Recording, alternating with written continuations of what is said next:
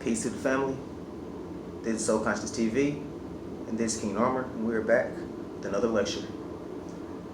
Today we're going to discuss the Holy Death, La Santa Muerte, or La Santisima Muerte. First of all, my basis is witchcraft and not Wicca. Wicca is considered New Age magic, which started in 1960, 1961, which is no more than 100 years old. Witchcraft can date back earliest to Europe, 2,500 years, to Africa, at least 200,000 years. So when dealing with Wicca, a lot of people know that they have branches of Wicca, as far as Dianic, Gardnerian, and Alexandrian. But in dealing with the Holy Death, she is a deity based out of Mexico.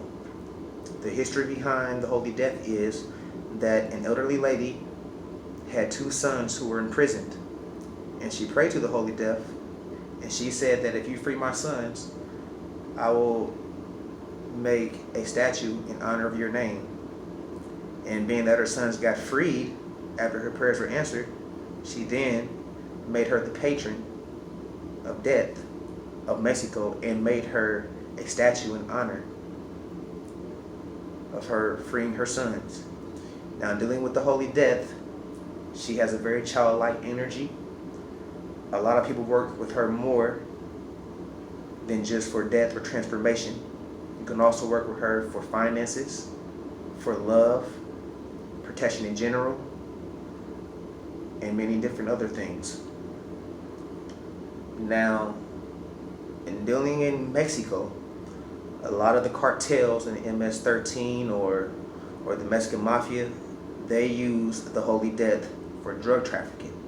So on their altar, they might have bullets, firearms, rifles, anything that can draw away the police, witches bottles, maybe a voodoo doll or puppet that has police, and nasty things to keep them away. Working with the Holy Death, you can work with her any day of the week. Sometimes just dropping in to talk to her for maybe 2 or 3 or 5 minutes. A lot of people have program prayers, so program prayers in English and in Spanish.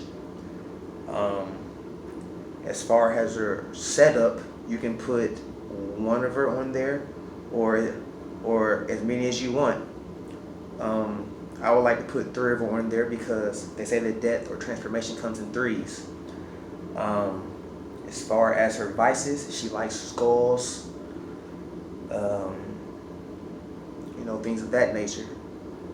As far as her offerings, she likes candies, toys, apples, and a whole other variety of foods, but those are just some of her favorites. And as you can see on my altar, I have the Holy Death. I have 3 candles. I have stones, crystals.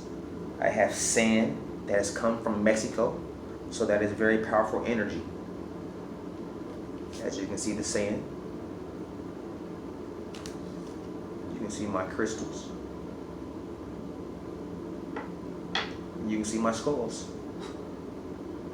Now, when working with the Holy Death, once you place her on an altar or in a corner, she shouldn't be moved. She loves flowers. A lot of people like using yellow flowers. I love using yellow flowers. They're very nice and very bright. They brighten up the day. If not, I'll buy her a nice bouquet when and whatnot. As far as Mexican witchcraft goes, she is the patron. So it's like she's very, very, very highly respected and revered in Mexico. And working with the Holy Death, it's very simplistic. She really doesn't have a day of the week, so it could be any day of the week.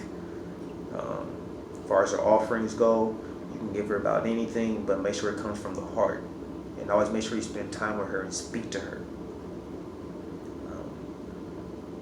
Here's a program prayer in Spanish. Oración diaria a la Santísima Muerte. Niña Blanca, Santísima Muerte, bendice mi día, bendice mi suerte. Tráeme alegría también a mi gente.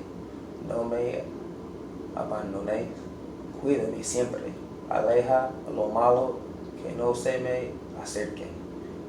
Y mis enemigos que de mí se alejan. Que hoy y en este día el éxito sea latente y la prosperidad me acompañe siempre. Escucha mi ruego, Santísima Muerte, que yo cada día lo haré nuevamente. Amen. Peace to the family. This is just a little basic information and introduction on working with the Holy Death and the basic altar setup. Please like and subscribe to the channel. Share this if you can.